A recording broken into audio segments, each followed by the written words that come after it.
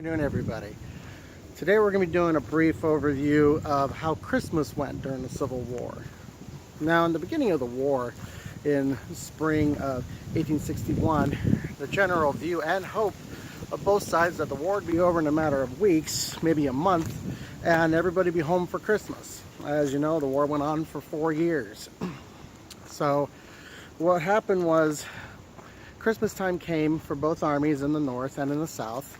And the soldiers, they were in the trenches. The soldiers in the north weren't really struggling for food as much as the soldiers in the south were. They had plenty of it. However, a lot of their care packages from home, what happened was each individual package had to be full-on inspected before it was sent on to the soldiers. And a lot of times the packages would get to the soldiers either broken to pieces, things would be missing, or sometimes the packages would be open, left on the train platform. The rain would get to it and get ruined, so the service of sending the packages to the soldiers was not very good, even though there was plenty of food and supplies in the north.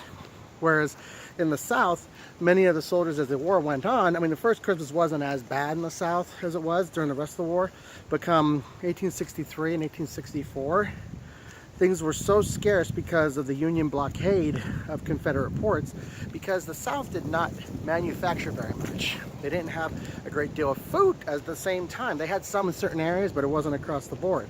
They relied on most of their food and material supplies and their finished goods to become either from the north or from overseas. And with the blockade, not much was getting in at all.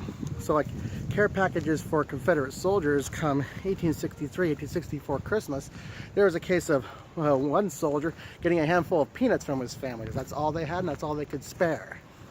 And what happened for some of the families were in the South, particularly the Southern families, most of them could not really get anything for their kids for Christmas.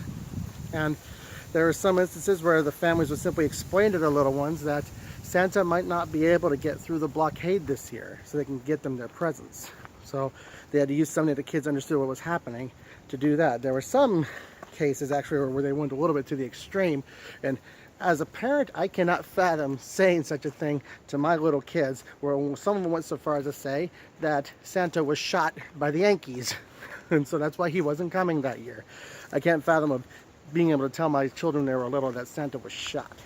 So there were many instances where the soldiers were struggling in the trenches and missing their homes, missing their families.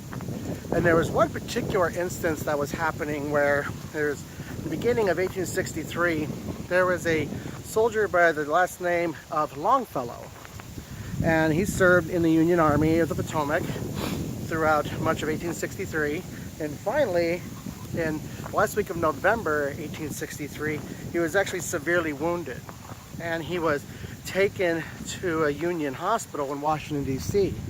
His widower father was Henry Wadsworth Longfellow, and he immediately went to his son's aid, and he went down to Washington, D.C., and he went down to help try to nurse his son back to health.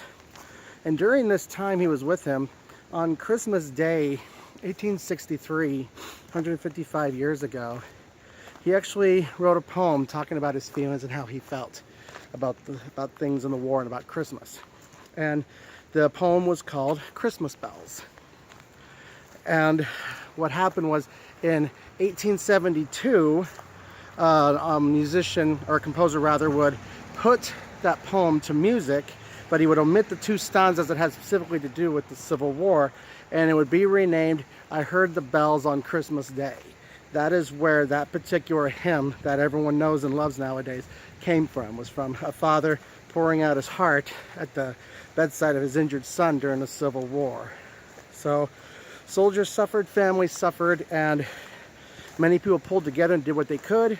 Because by winter of 1864, many of the troops in the Confederate trenches, particularly around Petersburg, their rations were 2 pieces of jerky for the whole day. So the civilians of Petersburg gathered up what food they can and went out and they spent Christmas with the army, just trying to look after them. So it was a matter of everyone coming together on both sides and looking after each other during the war. So there you go.